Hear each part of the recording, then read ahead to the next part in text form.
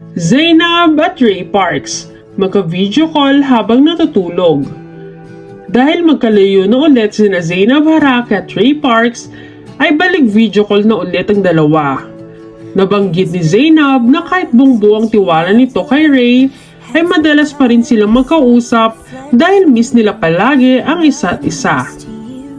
Kaya naman, napapost na lamang si Zainab ng screenshot mula sa kanilang video call ni Ray habang natutulog at sinabing, "I appreciate you always, mahal ko."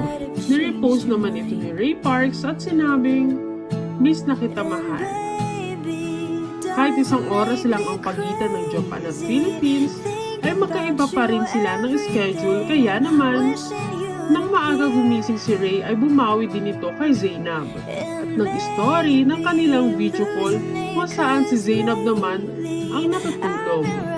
May caption pa itong, "Ako naman po magbabantay sa'yo, Ben." Kitang-kita kung gaano kamahal ni Ray Parks si Zainab.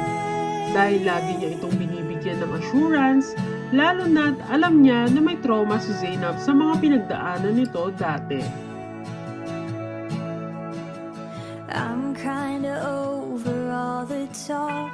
Miss Independent never worked for me. Now I don't really mind. There's nothing